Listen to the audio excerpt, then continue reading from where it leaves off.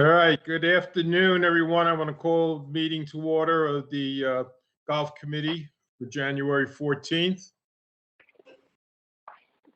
We're going to first, I know it's going to be a little difficult not seeing each other so we can see each other talk, but we'll try. Let's first establish a quorum. I'm going to call out your name. Let me know if you're online. Tim? Here. Patty? Here. Tom? Here. Norman? Here. David? Here. Steve? Okay, I guess Steve isn't in. That's all the members we have. We have one less member. As a couple of weeks ago, Jeff Taylor resigned from the committee. So we're just going with the 6 plus myself. So we have a quorum. So we'll continue with the meeting. I hope everybody had a chance to read the minutes from our last meeting. Based on that, was there any deletions, corrections, additions, anything that should be changed on them? Bob, this is Tim. Can I just ask one question first? Sure. Can we have the staff tell us who's there so I can put it in the minutes? I'm sorry, what was that, Tim? I didn't catch that. Could we have the staff tell us who's present so I can put it in the minutes? Okay, fine. Let's see. Pat, you there, Pat? I am here, yes. Pete? I'm here. Bill? I am present. Okay, is there any other staff member? I know Todd is not going to be here. He has an appointment and couldn't make this meeting. So if that's all the staff, that should be it, Tim, unless you find out from somebody else. Okay, and do we have any other visitors present? Not that I'm aware of. Just a point of clarification, Katie and Martin are on all of the Join Me calls just for recording purposes, but we're not participating in the meeting. Got it. Thank you. Okay, thank you, everyone. Anyway, going back to for the minutes from our December 10th meeting, was there anything that should be changed, added, taken out of from what everybody read? Okay, if not hearing anything, then we'll accept those minutes as was posted. So I'd like to get on with our staff reports, and I first want to start with the golf operations. Mr. O'Hara, it's all yours. All right, thank you, sir. Good afternoon, everyone. Can everybody hear me okay? Yes. Just fine. Okay. Yep, great. go ahead, Pat. Thank you. Katie, I guess we'll just tell you when to switch the slides. Is that the way to do it? Sure. Yeah. Okay. So, yeah, Happy New Year, everybody. This is a slide that Jolene put together, and we've got this in our golf shop, so I wanted to share that with everybody. So Happy New Year. We got to have 2021 better than 2020, right? That's for sure. Happy New Year. Just a few items. Just want to continue to emphasize the challenges both the golfer and our employees are having with social distancing, and we're asking all the golfers to do what they can to comply, wearing masks around the clubhouse, in the clubhouse restrooms, groups of 10 or less congregating and making sure that we're using social distancing. That helps all of us out to continue to keep playing some golf. All right, next one. Just again, reminder, average age is 74 years here in the community. We're really trying to protect everyone, and we want to protect the golfers, but we also want to protect our staff. And I just want to reiterate that the staff has been really good about coming to work and not complaining. They're trying to do what they can to keep golf open and running because they're adamant golfers too, and I appreciate all their hard work. But just reiterating, let's keep everybody's health and well-being at the utmost, in the forefront of everybody. So appreciate everybody's cooperation there. Next one, Katie. Couple things, and I'll talk not only for us in the golf shop, but for Todd. I'm sure we've had conversations on this. As you can imagine, with the single cart rider, it's we're starting to see some wear and tear, especially in the dormant Bermuda areas. The first 4 courses, Pebblebrook, Grandview, Stardust, and Echo Mesa, those are common Bermuda golf courses, and they're going to take the brunt of the wear and tear. So anytime you can use the cart path, we're asking you to do that. If you can cut over at a 90-degree angle and return to the path, that would be awesome. Pick your spots. Try to go over grass where you can. Use the fairway because it's growing. That would be better to ride in than the dormant Bermuda. And then also just a reminder to 15 feet for those with medical flag exemptions and 30 for everybody else. And if you can, use the cart paths around the tee boxes and the greens. Just because 30 feet is off the path, but closer to the green, if you can use the cart path, that would help the golf course in the long run. Just a reminder here, it's been about a month or maybe 6 weeks ago, we changed our text messaging number to 22454. Text SCW Golf to that number and you'll receive your golf course alerts. So I just want to remind everybody of that. That's a great feature and we've had a lot of benefits out of that. Patty is the one that puts the message together each morning, and that keeps everybody in the know. This is a list of our tournaments. We've just added one more. Katie, if you can go to the next slide. This is the couples scramble that we've added for February. For those that have played in our events, they're very streamlined this year due to COVID. We're not doing shotgun starts. We're not doing any type of food and beverage. No scoreboard or congregating. So it's basically tee times, play your round, and then turn in your scorecard, and then we'll contact you with the winners, and you can pick up the prizes at Golf Ops. It's worked well. It's not what we want, but then again, we're playing in something rather than nothing. So it's been good, and they've been well received. In fact, this one for February 21st is already sold out. Next slide, please. And here's the results of the last tournament we held. You might see some familiar names, but I just wanted to share that with you. There's next page is part of it too. I believe the women's flight's on the next one. And then our special events closest to the pin and longest drive. So that was a fun event as well. Okay, just a reminder about Green Team and giving you an update with them. They're still going strong. Kathy and Jerry Stevens are still plugging away and organizing this group. We average over 90 players in the month of December to play at Stardust and Echo Mesa. They've got a great following and they're staying busy. So we're really supportive of this group of beginner golfers. And then here was an example of one of the clinics. We've cut them down from 10 people to 6. As you can see, we've got the social distancing going, but we're trying to keep the learning phase of golf ongoing. So that's been good as well.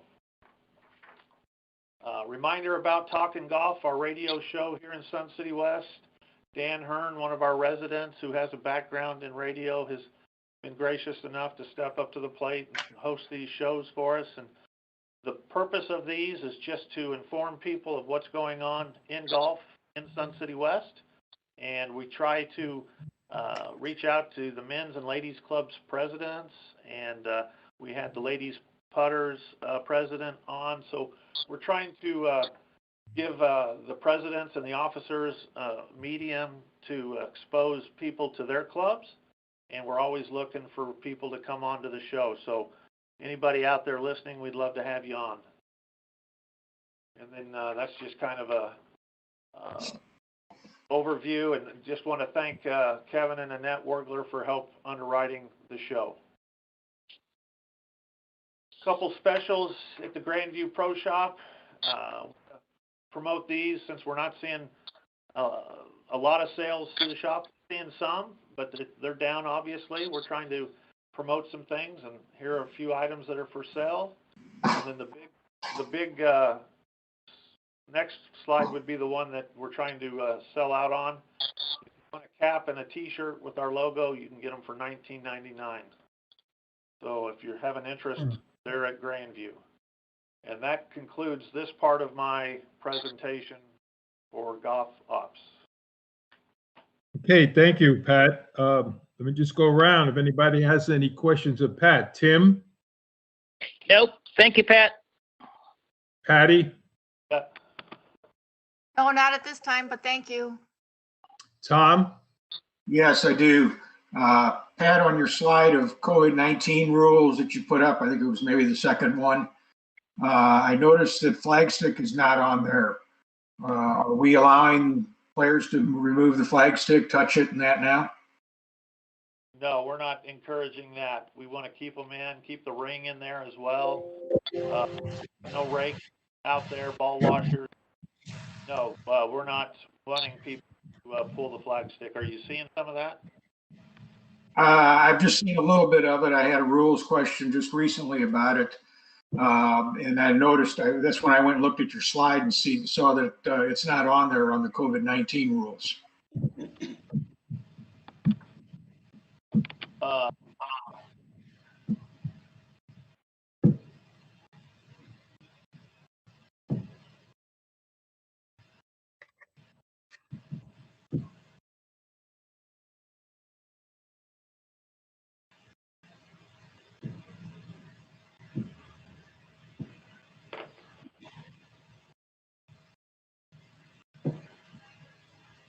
Did we get cut off? no, all right, so you got your answer, right, Tom? Or, Are you going to add it to that, Pat, or what are you going to do with it?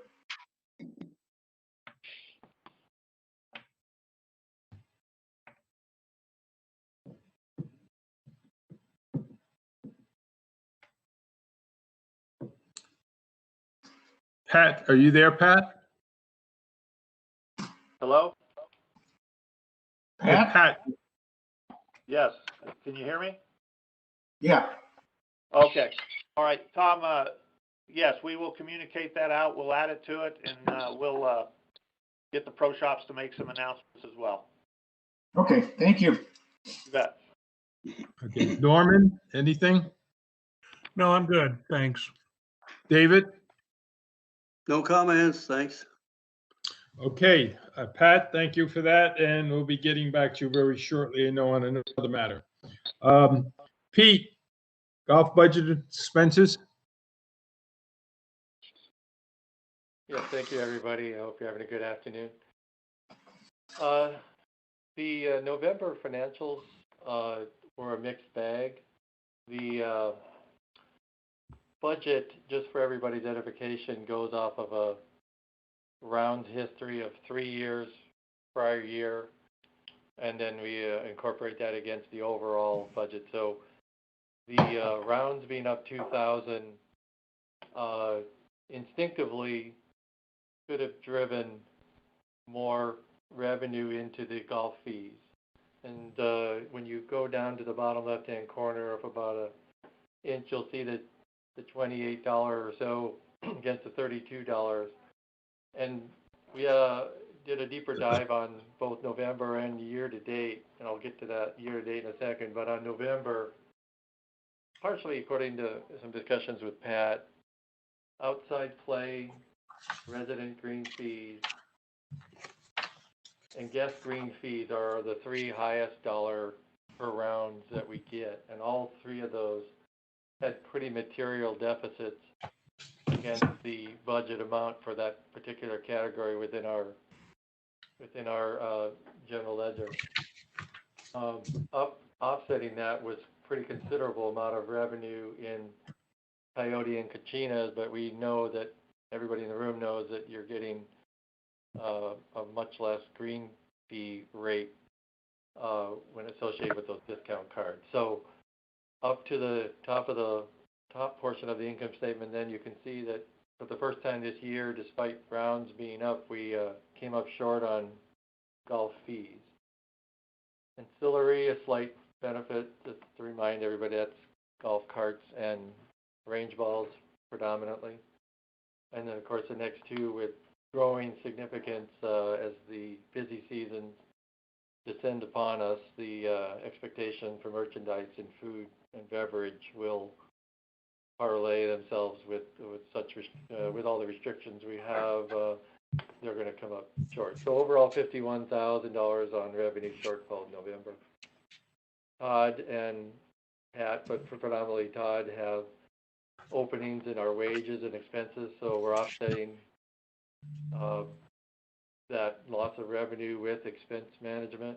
And in fact, apart from smaller dollar items scattered throughout that portion of the left side, we overall came up with $80,000 of expense against the budget. So despite the revenue shortfall, if you go to the bottom where that yellow is, just above it, you'll see that we still were able to exceed operating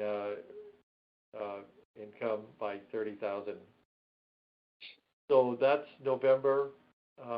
Kicking over to the year-to-date, a little better picture as we talked about on revenues. With the year-to-date has $113,000 favorable on green fees. That's the biggest component, and ancillary continues to be strong. There's the obvious merchandise and food and beverage, so that overall revenues by that $96,000 favorable so far.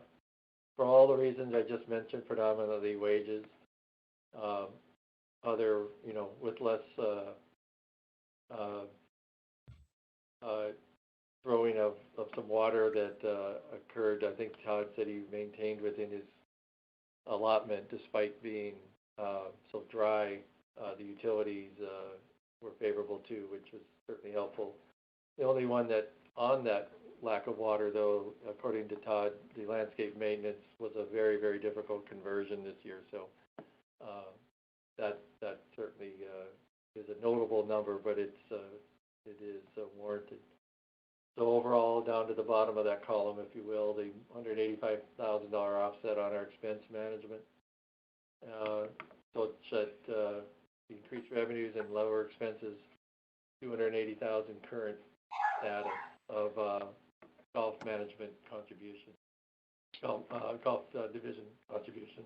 Excuse me. A little bit deeper dive was done on the golf rounds, golf fees per round. Some numbers are playing themselves out in very global pictures, and we have data for discussion if the committee so warrants, but really, really top level. There's been 80 less cards purchased this year, a whole smattering of them.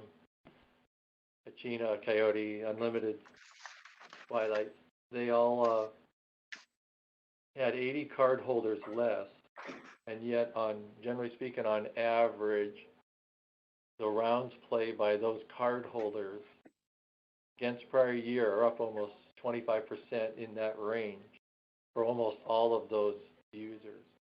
So that's kind of a double whammy on the average golf fees per round, which is, I mean, I'm jumping ahead there for a second, just to clarify so everybody knows the numbers. The actual of 22.17, about an inch from the bottom in the year-to-date actual column, against the budget is coming up shortfall. Against prior year, it's neutral. Well, if we put a rate hike in of 7, 8, or 9%, depending on the category, we should have seen that elevate. And now I'm explaining what we're seeing as to why not. That was the biggest in terms of the rounds play increasing, and yet, as for the reasons I mentioned earlier, you're going to not get as significant amount of revenue from greens fees on discount cards as you're going to get from outside play or resident member rates. And so there is increase in outside play usage. It's up about 1,000. It did generate more, but some of that is already baked in to the budget amount. The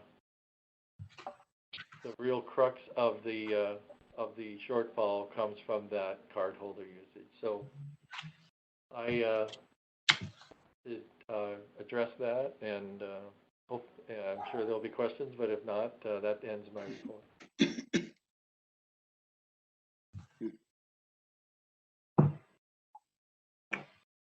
Okay, thank you, Pete. Are there any questions of Pete? Tim? Yes, I have a question. Pete, under golf fees, is that only the point of sales revenue that's generated? No, it is not. That is both the, now I want to explain something, and everybody probably knows this, but a big chunk of it, 80% or so, is the greens fee. But the card holders' fees are in there as well. But just to make sure everybody's clear, if Tim Hurley buys a $325 Coyote card, we record the revenue as, when it's recorded, 1/12 of the payment of that $325 is recorded each month. And so in the months of July and August and even June, when you don't see a lot of golf fee revenues, oftentimes the card revenues are still very strong because they're just a running average. But yes, the golf, that is both, Tim. Okay. And could you go over one more time about what you said the factors were that lowered the Sure. If you'd dollar like, per ounce? we did develop a small PowerPoint, Katie. Maybe this would be the opportunity. So thank you for doing that. If you'll page down first. So Tim answers your question right away. Here's the revenue year to date in the first line of your income statement. And that 358,000, the third line down, represents both the green fees up 25%. And remember how I said card revenues are oftentimes neutral because there are rolling averages. There's your round play of 19 and the overall. That's just a factual thing up right off the statement we just saw, 2217 versus 21 in the current year. So if you'll page down again. Thank you. In a second, you're going to see the next slide, which shows that the middle part of this, from Member Unlimited down to Twilight Unlimited, these are the cardholder rounds played. So look how I was saying the 27, 26, 24, and even 51% Twilight, which is obviously the cheapest of all. This is where a lot of the rounds revenues are coming from, and yet the card holders themselves are down. So what this would imply is the card holders are definitely getting out, and with this being a very viable outlet during COVID, no surprise there at all. Good news, I suspect some of those 80 card holders, extinguished their discount card and now they're paying in the member full price. It is up, that's good news. Up 16%, that's the first line. Public play, as I mentioned, is up about 1,000 rounds. So some of your premium play is still delivering. But overall, that middle part is what's just dragging down, if you will, the average.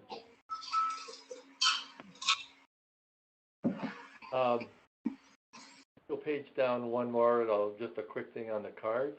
It is occurring in virtually every sector. Obviously, the Coyote, our lowest dollar one. Of the three top ones, Unlimited, I suspect is cheaper. I'm not sure of that, but I believe so. Anyway, 71 is our largest decline. I kind of instinctively say that if there's uncertainty about COVID and any restrictions, golf has so far been relatively immune from that. But if people didn't want to lay out the 325, that's why it's my instinct that I think some of that's moving up to the member rate. And if you'll page down one more, kind of a good news thing.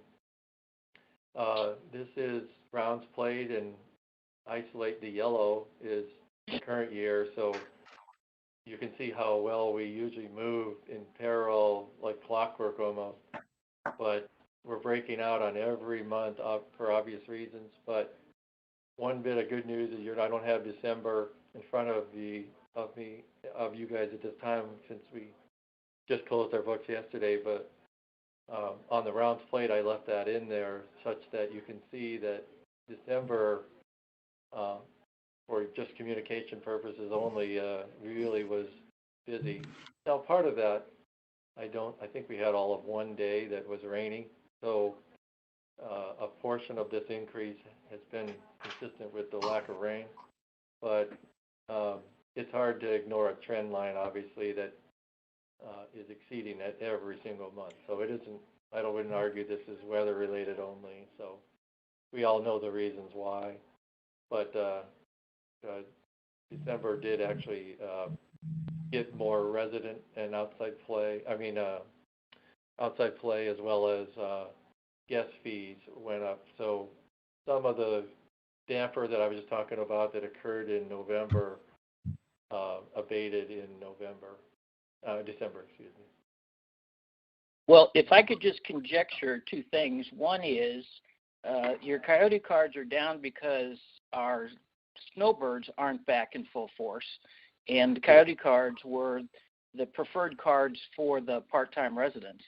True. And the December numbers are up because a lot of people didn't travel this December as they would have to go back to, Christmas gatherings and that sort of thing. They stayed around here. So I would just say there's probably more of an impact from COVID than maybe we realize. Agreed. Thank you.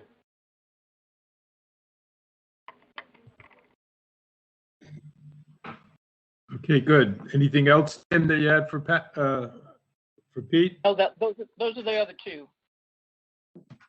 The only two. Okay. Anybody else have any questions of Pete? Patty? Yeah, I have a question. You noted that the November expenses were cut by $80,000. How did you accomplish that?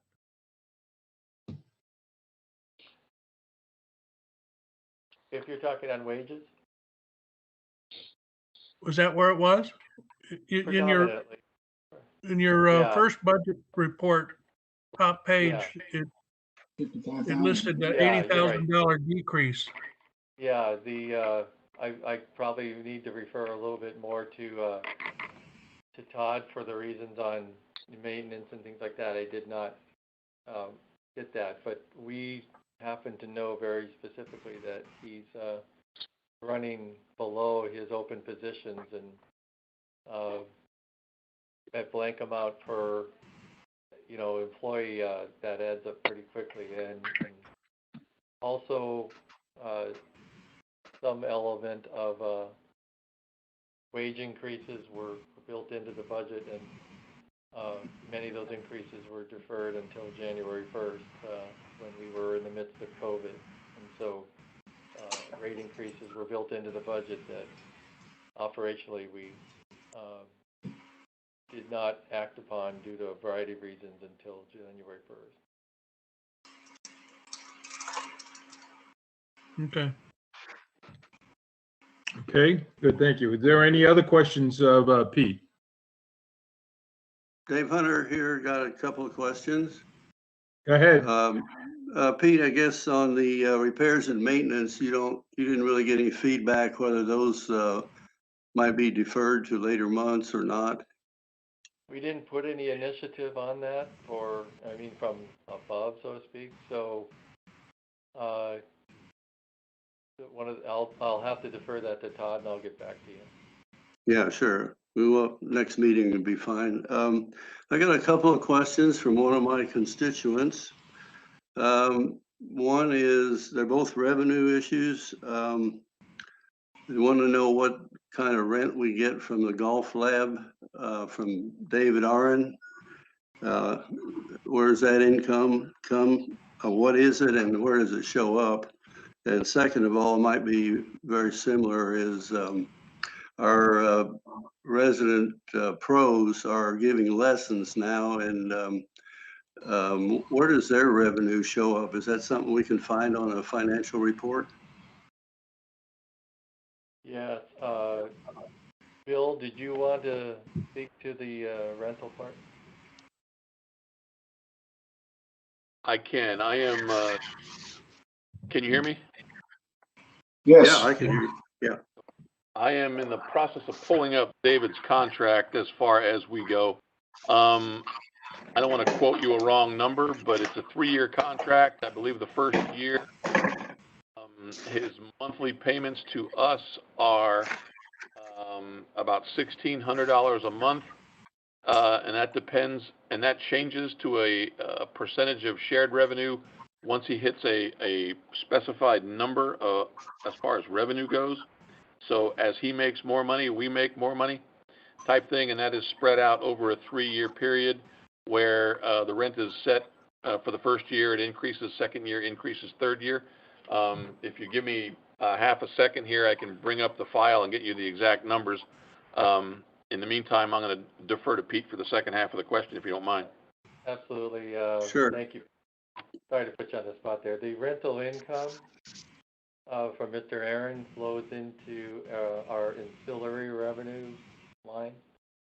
And as Bill just referenced, we had an effective date of that in only, I think, it's not 2 months into it. So it's not going to necessarily pop out anywhere, but now on your on the golf lessons revenue, that flows in on ancillary as well. Okay. Is there any way to break it out to see just what the real numbers are? Golf lesson revenue had some commission offsets when Dave Aaron was not, we were collecting it, and then when he went independent on October 1st, as Bill referenced, the net effect of golf revenues, lesson revenues, was about $1,300 in July, $1,300 in August, $1,800 in September, $1,480 in October, and $1,800 in November. Yeah, if I may, and I could easily provide this at the next meeting as far as an exhibit goes. But basically, in the peak months for the first year of this contract, during prime season, his monthly rent's $2,600. Summer months, $1,300. Year 2, summer months go to $1,800. Peak months go to $3,600. Year 3, summer months go to $2,000. Peak months go to $4,000. Overall, it's a $96,900 contract for the 3-year period. And each, as our rounds increase from 270,000 rounds on an annual basis, Dave pays us 13 cents a round as far as anything over 270. Okay, really? Okay.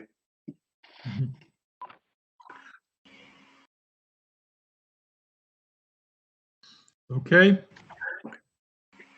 Yeah, that's fine. Thanks, Bill and Pete. I didn't get a chance to write everything down, but I think that'll suffice for my question.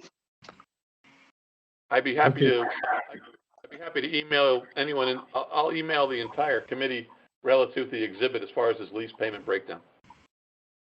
Okay, That'd be thank you, great. Bill. Thank you. Okay, are there any other questions of Pete and Bill, maybe with regards to this? Okay, not hearing any. Again, thank you, Pete. And Bill, we're going to just put you up there again. Next order, going to give us some kind of good update on COVID-19, right? I wish that were the case, sir. Yeah. This is available for you to review. This presentation was done yesterday at our mid-year meeting. So nothing has really changed other than the state, I believe, next week we'll start providing vaccines for those individuals 65 years and over. So that's a good thing. But I just really want to kind of encapture this particular slide that we're looking at here, and this dates back to early September on how we were affected internally as far as our staff goes. Now, this is just not all golf related. This is everything here in the recreation centers anyway. But anyway, September through December of this calendar year, as you can see, basically the highlight here, if it is a highlight, it's kind of a low light in my mind, but once we hit December, we start seeing our numbers or the hours affected by people off of work start to spike. So with Thanksgiving and Christmas and those types of things, we're seeing the effect of that. So you can see that we're probably a little over 1,300 hours of work that we've had to somehow shift around and make accommodation for, and it's had a financial impact on us to about $20,000 as we speak. So the rest of this presentation, obviously, you can certainly look at your leisure. We get a lot of feedback with the gymnasiums being closed and the fitness centers being closed relative to refunds and that type of thing. But we are still abiding by what the Arizona Department of Health has laid out as far as the spreading of this virus, and when it gets to a level that they predict are substantial when it comes to the spreading of this virus. Katie, if you want to roll through a couple of slides here, we can talk about the fact that there are guidelines for gyms and fitness clubs. Moving on, I just want to kind of show where we're at as far as the substantial, these benchmark numbers when it comes to substantial ratings. And basically the requirements for indoor gyms and fitness centers are that when we get to a substantial spreading number, they're recommending that we do close these facilities. We signed an attestation form with the state telling them that we understand the rules, we will abide by the rules, and we have done so thus far.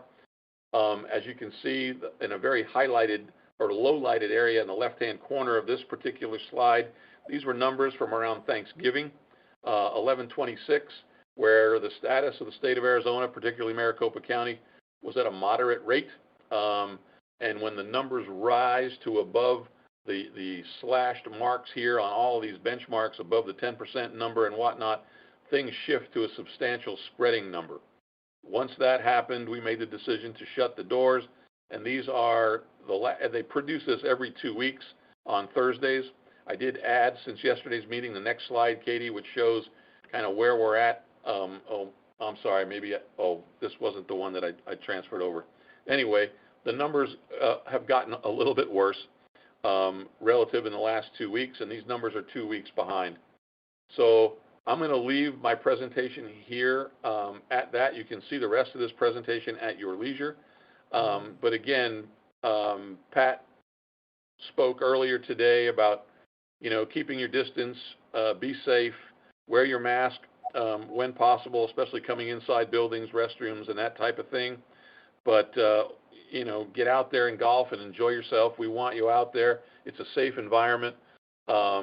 People are doing, I think, very, very well when it comes to their behavior, both before rounds of golf, after rounds of golf, enjoying a nice drink afterwards and keeping their distance. I think things are looking pretty good. And hopefully with the vaccine coming alive and providing some opportunities for folks, we can get to a point in our lives where this thing can get further behind us and more ahead of us. So I'll leave it at that. Moving on. Thank you, Bill. Yeah, I wish it could be better, but hopefully it will be shortly. I'll just ask, does anybody have any question though? No? Okay, so we're gonna move on to, I'm sorry, go ahead. I was just saying no, thanks. Okay. All right, so we're gonna move on to the hot topic, I guess. We've been going over with the G6. We had the subcommittee formed to go over group play along with Pat. And all in the committee, I know they met and they did some work. And I'll turn it over to Pat and anybody else on the committee that was there that has some comments. Go right ahead, Pat. All right, very good, thank you. we were charged with trying to recognize group play in G6, to define it, not to get too deep into it, but to kind of give it some relevance in our golf programs here. In red on the slide that you see is the addition that we are suggesting be incorporated in G6. Again, going back to that first paragraph where Sun City West rec centers are responsible for an expedient and equitable distribution of available tee times. We felt that without group play being recognized, it left open a door where things might be down the road construed where group play goes away quickly, and that's not what we really want to have, because we see the merits of the group play program. It just needs to be defined a little bit more. So 1.3, we came up with group play, an organized golf program administered through the Golf Operations Department. The group play program is used to help promote and encourage the playing of golf within residents of Sun City West. So the subcommittee, and I'm hoping I speak for all, feels that this would be a good definition to add to G6. Okay, thank you. Any member of the committee that has any comments to make on that were at that meeting?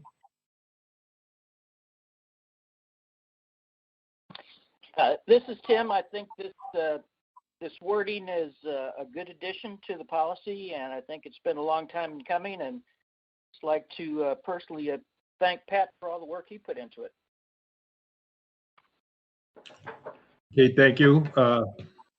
Patty, I know Steve isn't there. You have any comments? No, but it sounds good, and it should, like Tim said, it's good. It's a good addition.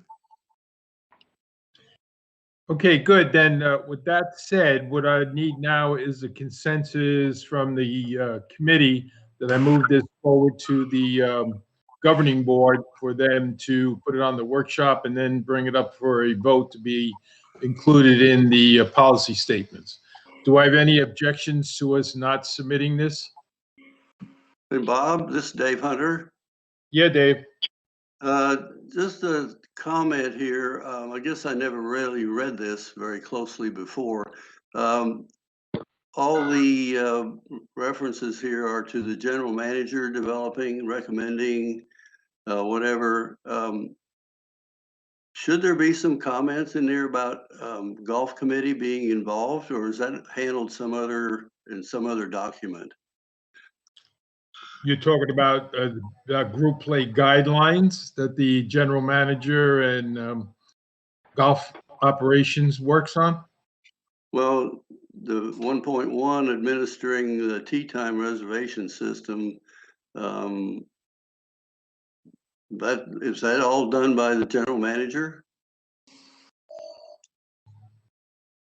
Yeah, that's all developed through the general manager and through the operations manager, and where they are the ones who put it together and they present it. As a matter of fact, once I talked about this consensus, I was going to ask Pat. I know he sent me a sheet with that said group play guidelines for the 2021 golf season. Now, you want to explain, Pat, maybe before we go any further, where will that be posted and how does it get before the governing board?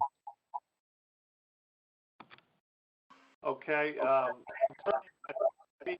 Can you go to page 2 of that document? I believe this is what Bob's talking about. Is there another page? Yeah, there we go. Thank you. These are the guidelines, are more detailed for those that are interested in pursuing group. I see this being communicated through Golf Ops for those that are interested, through our website, through our other avenues of communication. This is more detail. Don't think it needs to be in the policy per se, but resides here in Golf Ops or in admin, wherever it needs to reside, to explain in more detail group play. Okay, my comment was just to just see where the golf committee fits into all this, and should it be in writing or is it already just understood? Bob, can I answer? Go ahead, Tim. I know you've David, got. I think the question that you're asking is more a operational question. That the policies are designed to explain not how you're going to do something, but what you want to do.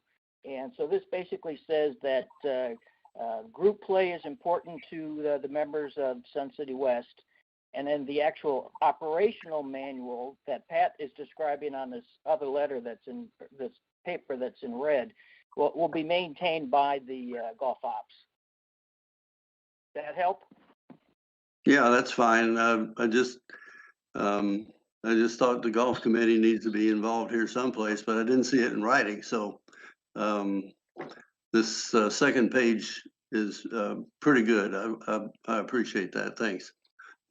Okay, thank you. Tim, you're absolutely right. The policy is just that the governing board and the committees recommend what the policy should be of what we're going to do.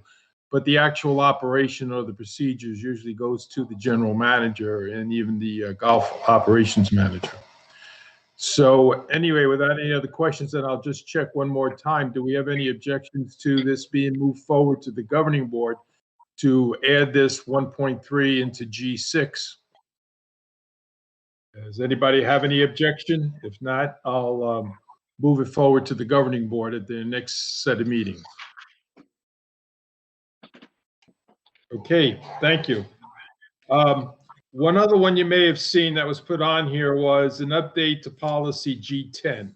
Now, I know G10, we did push something forward to the governing board. We both at the workshop. They didn't have too much of a problem with the workshop, but once it got to the meeting, there was a question brought up about what is a resident as it fits under to this this policy. And I mean, to me, a resident is a person that lives here. But to better understand it and outline it, I've kind of put in this 1.3 now to be open to anybody who has any other suggestions of what we're defining a resident as. And I'm saying for purposes of this policy, residents are defined as owner members, associates, and tenants who have paid the appropriate association member fees. Hopefully that would be sufficient, but I'd like some feedback, or if anybody got any other suggestions about maybe where this should go. Yeah, Bob, this is Tom. Yeah, Tom. Question I have there is there seems to be one other category. We have employees who do not live in Sun City West that are given cards and allowed to play. Are they allowed in group play? Are they considered a resident? Are they considered a public play? Let me defer that to Pat. Maybe you can help me with that answer. Yeah, I'll try. Employees, we have employees that are both RCSCW members, residents to the community, and those that are not. Their privileges are limited based on their employee status. So, case in point, if there's a non-resident who is an employee, they don't get to go through the lottery, things of that nature, because they're not holding a resident classification or card. So I kind of weigh in on the side that the employees have privileges, but they're not to the tune of residents. Does that help? Yeah. So are they allowed in group play more than 3 times? They would be allowed in group play if they are a resident employee. If they're not, they would not be allowed more than 3 times. Okay. Okay, thank you, Pat. Any other question? Or any other comments? Okay, with that, I'm going to ask to make sure no one has any objections. Do I have a consensus that I'll move this forward to get a final approval and add this to our policy G10? Okay, thank you. The last thing was here, and I don't know why it really got on here. Someone had put it in about a policy review of G12. And I don't know if everybody is let me see if I can find it. Here it is aware of G12. G12, it says, is on golf tournaments or special events. Do we have that posted up, Katie? No, I don't have that to display. Okay, this policy G12 just says the policy established a framework for conducting golf tournaments and special events on the association's golf courses. And then it says the golf operations manager, with the approval of the general manager, shall have the authority to grant or deny requests and set all fees. Karen brought this up to me and said that it was suggested that it should be reviewed. I don't know if anybody thinks that there should be any review on it. I mean, if we need to hold off and we'll get it posted and we'll do it again next meeting, let me know.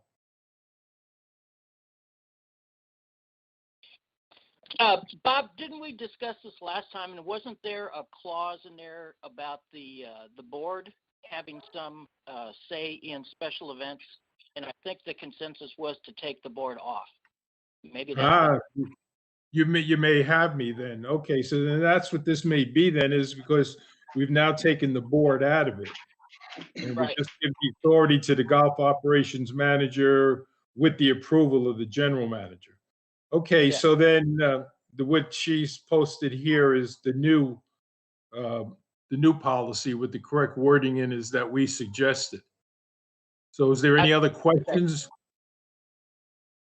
If there's no questions, I'll take a consensus that we'll move this one forward too and have this changed so that the governing board is Bob? taken out of that. Bob? Can you Yes, hear go me? ahead, This Patty. is Karen, the governing board assistant. Go ahead, Karen. The reason that D12 was added to the agenda is because I did not see a formal review of policy G12. It's the golf committee's role to review all of its policies.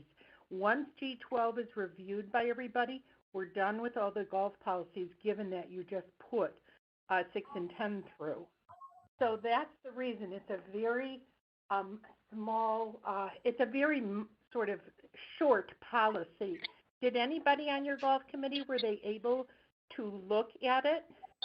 Well, I think we just talked about it, Karen, what was just brought up. I remember that we did probably discuss this one, and it had to do with the fact that the governing board was listed in it, and we took the governing board out. So that's made the change on it, and that's what we'll now bring it before the board. Okay, so it is fine as is. It's been reviewed. Am I correct? Yes, that's right. All right, thank you so much. Thank you. Okay. Let's see. Are there any other outstanding issues? Anybody else got any other issues? We can make it outstanding issues, comments, concerns, questions. Does anybody have anything else they need to bring before or think that we should be looking at in the future?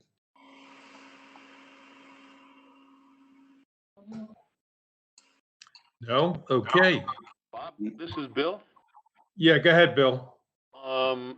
I know Todd has a meeting scheduled next month. It'll be probably a week after your golf committee meeting, but it is with the Arizona Department of Water Resources for an update on Plan 4 and Plan 5 of their water conservation plans. Right. But he did do a presentation the other day at our mid-year meeting relative to the game plan and the layout relative to getting an upcoming budget approved for the irrigation system at Grandview, as well as some water conservation issues that we are facing or will be facing in 2023. So I would recommend that we leave the report on there for Todd to give a report next month and an update on water. Oh, okay, yes, fine, and I'll make sure, let him know, and I'll make sure Karen knows that that'll be going to next month's meeting. Thank you. Okay. Anybody else have any comments, suggestions? No, so then I'll just, go ahead, somebody's gonna say something? No comment. Okay, thank you, everyone.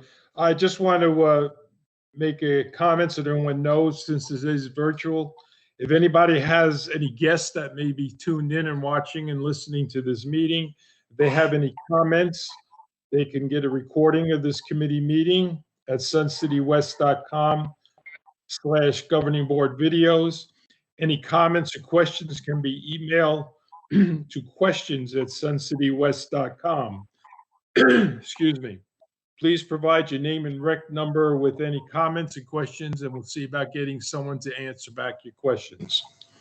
So without any further comments or business to handle, I will adjourn this meeting, and our next meeting will be on February 11th. As of right now, that also will be a virtual meeting. Everyone stay safe, and thank you very much. Thank you, Bob. Thank you. Thanks, Bob. All right. Thank you.